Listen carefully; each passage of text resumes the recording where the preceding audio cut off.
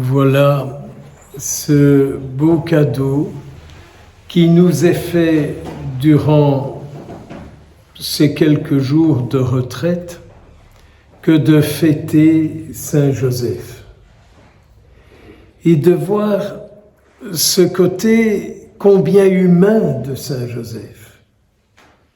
Mais imaginez-vous sa situation. Une fille lui est promise et tout d'un coup il apprend qu'elle est enceinte et ils n'ont pas couché ensemble. Imaginez-vous un peu ce qui a dû se passer dans sa tête. Si vous aviez dû vivre pareille situation, comment auriez-vous réagi?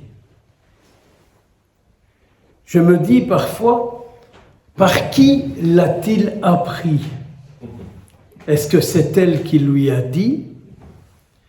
Est-ce qu'il y a eu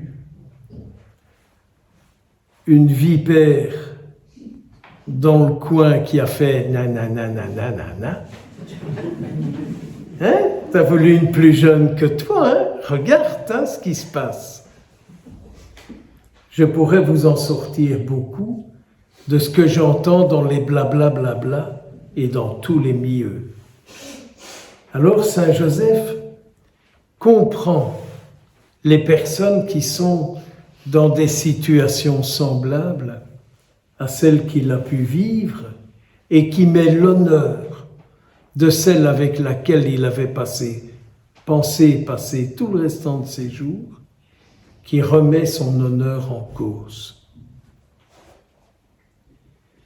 Pouvons-nous nous imaginer l'état intérieur de Saint Joseph? C'est un homme qui est pris par la loi juive, cette loi qui dit « ric-rac, elle est enceinte hors mariage, il faut la lapider ». C'était dur hein, à cette époque. Et Saint Joseph, qui dans son cœur n'enlève pas l'amour qu'il lui porte. Quel terrible message! Saint Joseph ne regarde pas un éventuel péché, une éventuelle faute, un faux pas, comme on dit parfois un coup de canif dans le contrat. Saint Joseph ne regarde pas tout ça.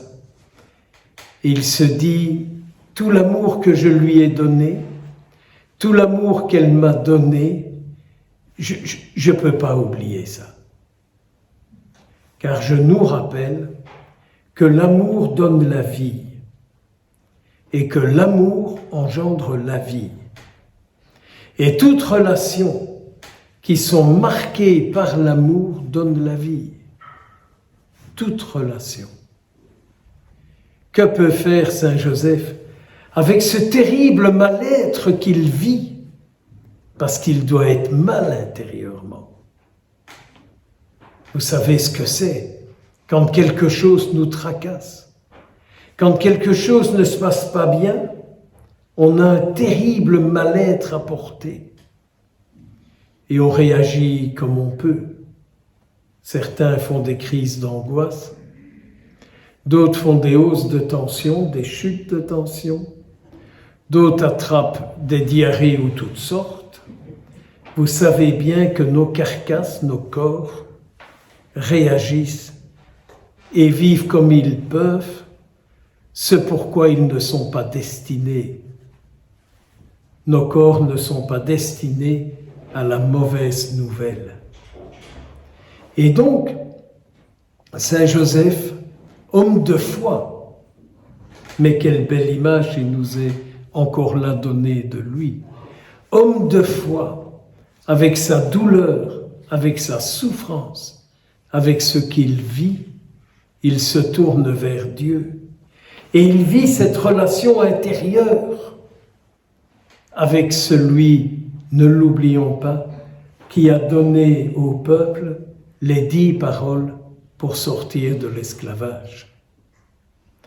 Et donc, Saint Joseph est en communion avec l'esprit du temple, où étaient priées, vénérées les 10 paroles pour sortir de la dépendance, quelle qu'elle soit. Et donc la nuit, Saint Joseph connaissait cette parole du psaume. Il comble son bien-aimé qui dort. Il comble son bien-aimé qui dort. Ce que je vis la nuit, le Seigneur ne m'abandonne pas. Surtout lorsqu'avant de m'endormir, je montre au Seigneur et je lui rappelle ce que j'ai vécu, mes soucis, mes joies, mes espérances, mais aussi combien je compte, j'espère, son intervention sur mon vécu de la journée, sur mon souci du lendemain. Et c'est alors qu'il a cette visite mystérieuse qui lui dit « Prends-la, tu sais, prends-la. Non seulement je te la confie, et je confie ce qu'elle porte en elle. Je te confie celle qui m'a dit oui pour que le Sauveur vienne dans le monde. Elle a dit oui. Elle a dit oui. Fais comme elle. Dis oui, prends-la et je te confie cet enfant qu'elle porte. Je te le confie et vous serez, là où vous serez, la Sainte Famille. La famille choisie par moi, à qui je confie ce que j'ai de plus cher, mon Fils unique, mon premier-né. Celui, tu verras, qui sauvera son peuple de ses péchés. C'est-à-dire, celui qui sauvera son peuple de tout ce qui ne vient pas de moi. Celui qui sauvera son peuple de tous les esprits qui n'ont rien à voir avec moi. Je te le confie, prends-le. Prends-la. Regardez Saint Joseph et pensez un peu comment il a vécu cette situation apparemment terrible, mais terrible. On ne sait pas pendant combien de temps il a porté cette souffrance intérieure à lui tout seul. N'oublions pas que dès la visite de l'ange, Gabriel, la Vierge Marie s'est mise en route et elle est partie à El Karim, aussi voir une situation plus que bizarre. Un couple âgé qui devient subitement fécond par la grâce de Dieu. Une femme qui a dit oui, un type tout prêtre qu'il était qui a douté et qui a eu le klaxon fermé jusqu'à la circoncision de Saint Jean-Baptiste.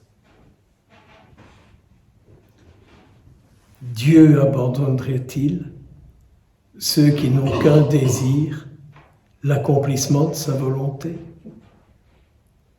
Nous qui tant de fois disons au Seigneur, fiat voluntas tua, que ta volonté soit faite, Seigneur.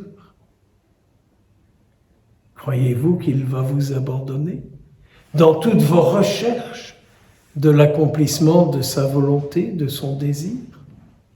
Non, moi je ne doute pas un seul instant. Si au ciel, c'est la grande fête pour Saint Joseph, imaginez-vous la fête qu'au ciel on lui fait. Croyez-vous que pour autant, il ne penche pas sa tête vers la terre et qu'il voit ceux et celles pour lesquels il est un modèle de réflexion, de oui, de foi, d'espérance, de confiance en Dieu? Nous, un anniversaire, on fait un cadeau à quelqu'un. Le ciel, c'est juste le contraire. Lorsqu'on fête leur anniversaire, c'est eux qui font un cadeau à la terre. Accueillons le cadeau de Dieu, qui est le Christ. C'est vrai, c'est lui le cadeau de Dieu. Mais c'est le Christ venu sur la terre par le oui de Marie, par le oui de Saint Joseph et par toute leur vie de confiance en Dieu qui accomplit toujours ce qu'il dit.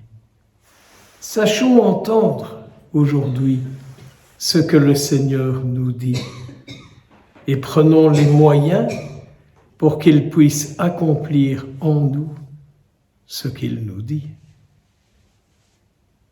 Bonne fête à Saint Joseph, mais sainte fête pour nous tous. Amen.